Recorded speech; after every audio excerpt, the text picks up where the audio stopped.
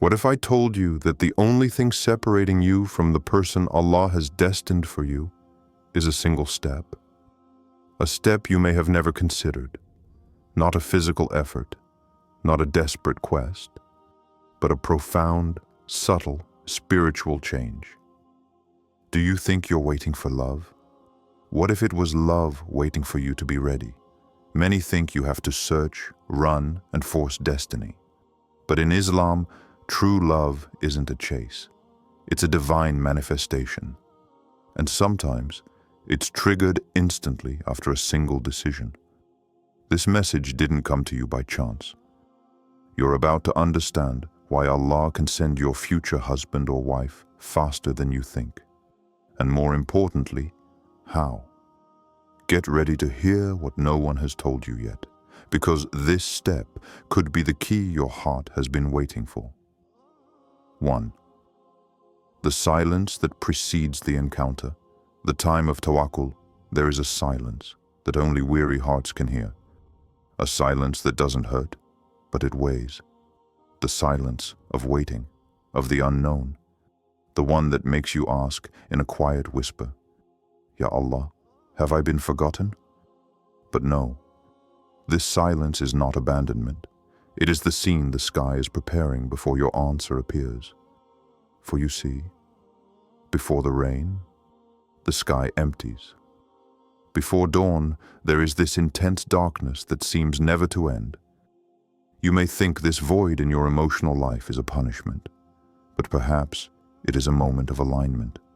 A moment your soul must go through alone to learn to depend only on Allah, not on people, not external validation, not even the promise of marriage. Tawakkul isn't impatiently saying, I'm waiting. It's saying, I trust you, even if I don't understand the plan. It's that gentle submission that silences the din of when and why not me. It's that rare, precious moment when you stop running to finally listen. Listen to what? What does Allah want you to become before the encounter? Because sometimes you think you're waiting for your future husband or wife, but it's your future self you're actually waiting for.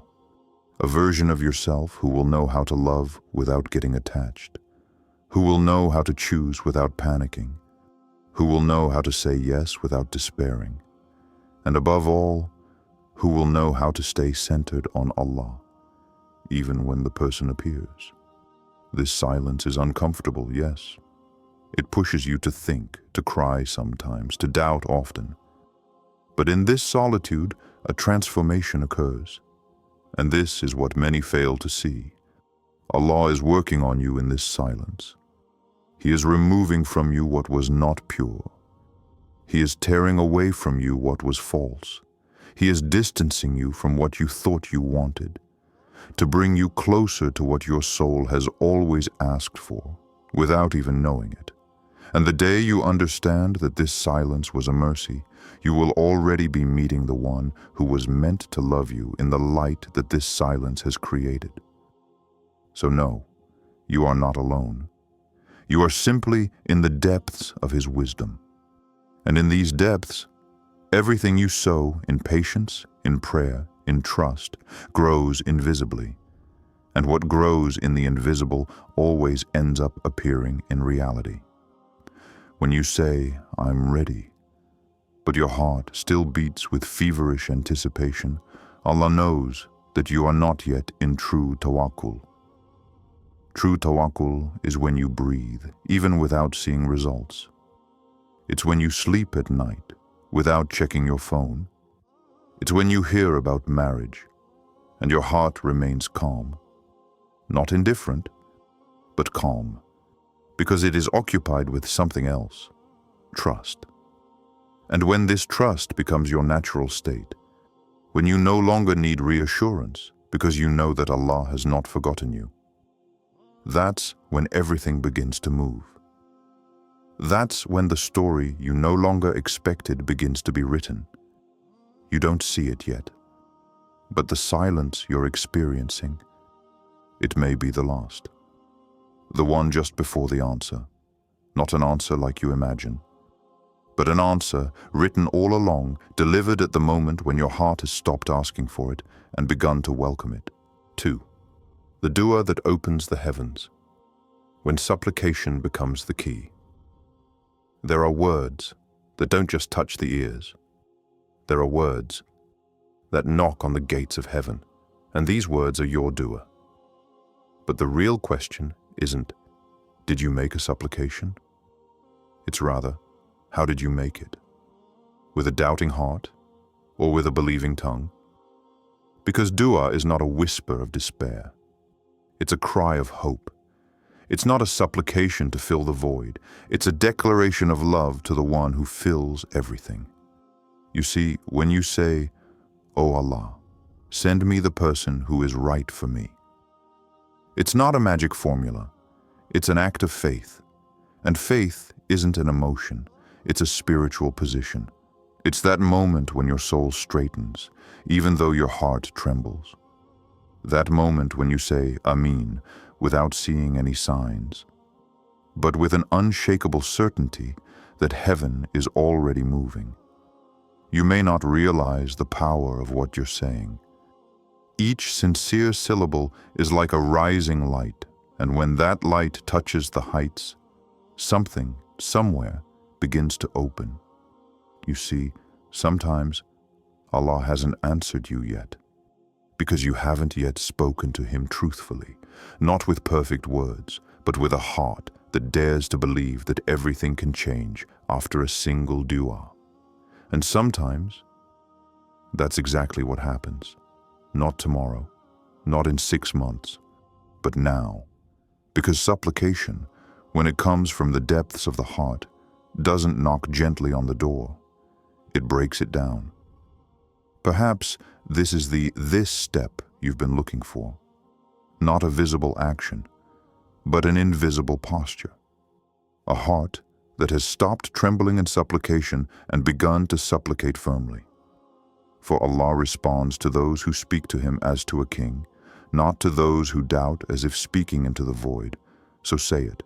Say it without fear, without shame, without uncertainty. O Allah, grant me someone who loves you more than they love me. Someone who leads me to you, not distracts me from you. Someone who reminds me of my true home, not distracts me from your remembrance. Say it, and then observe. Because from that moment on, you are no longer alone in waiting. You have called upon the one who manages destinies. And when Allah enters your affairs, nothing remains fixed. Your heart will change. Your decisions will become clearer. Doors will open, and faces will appear. Not all of them to stay, but one of them to stay for life. Remember this. Your dua is never lost, never ignored, never forgotten. It may be suspended, being purified or programmed to fall upon you at the perfect moment, but it never disappears. So even if you have prayed 100 times, try for the 101st time, but this time with that light in your heart, this sacred fire that says, I don't ask out of need, I ask out of trust. And then, even if you don't see anything yet, you will feel that everything is changing, because heaven has heard, and heaven never remains silent for too long. 3. Inner cleansing. When you become ready, what if we stopped expecting everything from the outside? What if, instead of asking, when will Allah send me the right person, you started asking yourself, have I become the right person? It's hard to hear, yes, but that's exactly where the transformation begins. Because Allah isn't going to place a diamond in a hand still covered in dust. What you want is noble. You want love, stability, someone to guide you, someone to uplift you. But Allah won't give you a pure heart if yours is still captive to what displeases Him. So let's be honest. You want a halal love, but you're still attached to a haram relationship. You want someone stable, but you tremble as soon as you're alone. You want to be loved sincerely, but you haven't yet learned to love yourself. without going through filters, likes, and distractions. You can't welcome what you don't yet know how to protect. And Allah knows. He knows that if you welcome this person now, you might damage them, not out of malice, but out of an unhealed wound. Because marriage is not a lifeline. It's not a band-aid for your pain. It's a mirror. And this mirror shows you what you never wanted to face alone. So before you meet, Allah urges you to cleanse yourself, not to punish you, but to lighten your load, to detach yourself from the haram. Stop escaping into temporary pleasures. Break with emotional dependence. Purify your heart of jealousy, resentment, and possessiveness disguised as love. Because a cluttered heart has no room for healthy love. It only clings, suspects, and exhausts itself.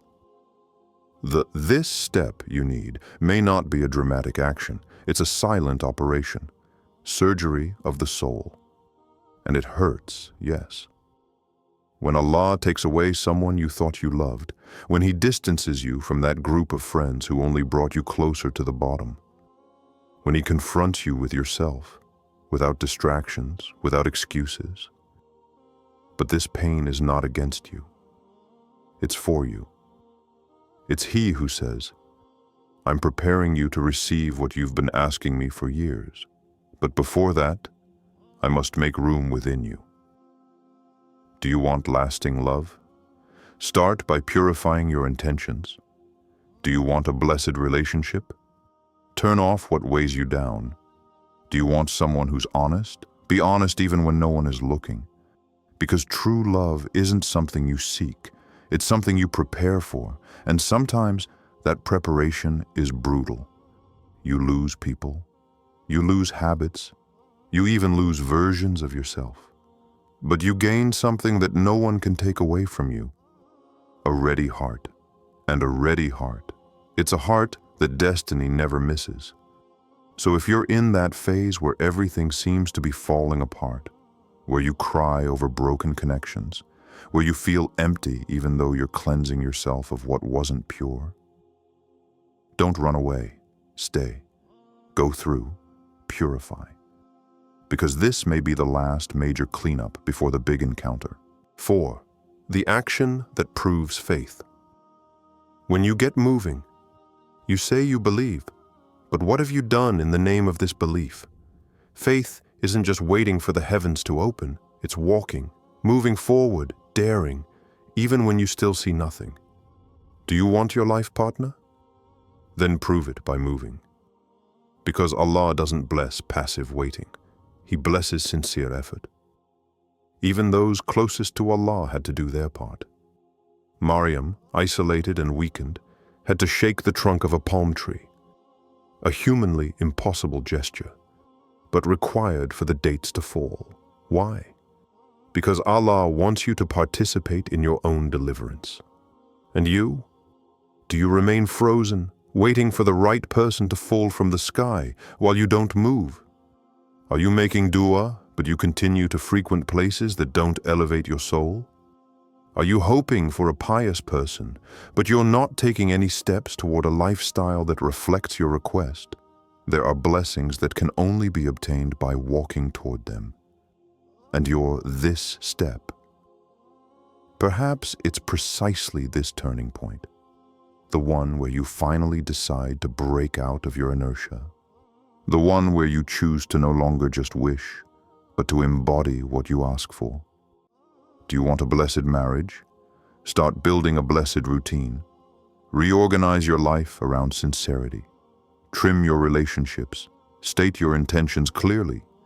Be transparent, even if it's scary. Stop responding to messages that lead to dead ends. Stop keeping people around just in case. Stop betraying yourself to be loved. What you want is sincerity, so be sincere in your quest. Yes, it takes courage to say no. No to the one you like, but doesn't elevate yourself.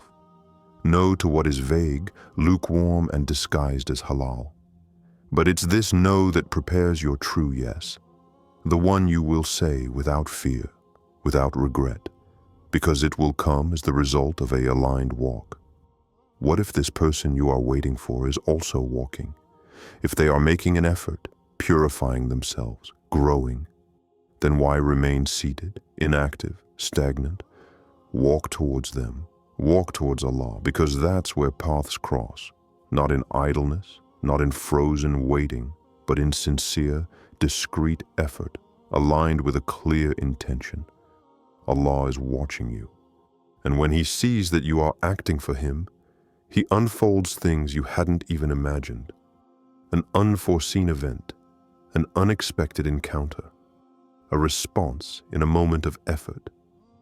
You thought you were just taking a step, but He had already prepared what would come next for you. Remember this: faith is moving. It is striking the sea with a stick even if it seems absurd. It is taking action even when you have no guarantees. It is doing your part without playing at being God. So today, ask yourself this question: what step do I know I should take, but I've been putting it off? Perhaps it's this step, this gesture, this break, this approach that will open the door you've been praying for months. Don't wait for perfection to move forward, because it's by moving forward that you'll be ready. And Allah never abandons those who move with sincerity. Detachment from the result, the ultimate sign of love for Allah. There comes a moment when your heart stops racing. It no longer beats for a human promise. It beats for Allah, for His will, for His wisdom. And it is there, in this inner silence, that something changes. It's not that you have stopped hoping. Number you still hope. But your hope no longer depends on a name, a face, a when. It rests entirely on the love you have for Allah. You no longer say, "When will I meet this person?" You say, "Oh Allah, I trust you, even if I don't understand." It is in this detachment that you rise, and it is often in this elevation that the encounter occurs. The real this step, for many, isn't an action. It's a state of profound detachment, a heart no longer attached to the outcome, but connected solely to the source. You no longer seek to control everything. You no longer look at your age, your surroundings, or social media and say to yourself, "Why not me? Why not again?" Number, you look to the sky and say, "You know, you see, I belong to you." And that's when peace descends. Because you are no longer waiting for someone. You are in full presence with your Lord. This detachment is not renunciation. It is the ultimate proof that you are ready. Ready to love without idolizing. Ready to welcome without collapsing if the person walks away. Ready to say, "If this person is for me, they will come. If not, I don't want what you don't want for me." It's this kind of love from Allah that makes the walls of destiny tremble. And often, at the very moment you utter this phrase, "Oh Allah, I choose you," even without an immediate response, Allah acts, He shows, He reveals, He sends. Not because you've given up, but because you've reached a level of faith that no longer requires seeing to believe. You're no longer in feverish expectation, you're in luminous submission. And this light attracts. It attracts what is pure. It repels what is toxic. It opens the right doors and closes the ones that hurt you. Detachment isn't emptiness. It's the space you create in your heart so that what's good can finally enter. Because as long as you're obsessed with an idea, a timing, a silhouette in your mind, you block Allah's plan with your own projections. But when you sincerely say, "Oh Allah, give me what brings me closer to you, even if it's not what I imagined," you are signing an act of love, a liberating love, pure, radical. And Allah responds to those who love Him like this. He responds with grace, with precision, with majesty. Perhaps even right now, He's aligning that person with you, not because you keep searching, but because you let go, and you chose Him. You heard Him. It's not a distant dream. It's not an empty promise. When you realign your heart with the one who controls hearts, the weight ceases to be empty. It becomes sacred. The marriage you've been waiting for is real. But Allah wants to show you that it's not just about receiving, it's about becoming. And when you become the version of yourself He wisely crafted, then the person meant for you appears, not a day sooner, not a second later. So today, take that step. Maybe your this step begins now. And if this message has touched you, shared an insight, or rekindled a stale faith, don't keep it to yourself. Share it, save it, meditate on it.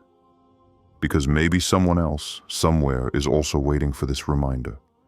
And your gesture could change two destinies.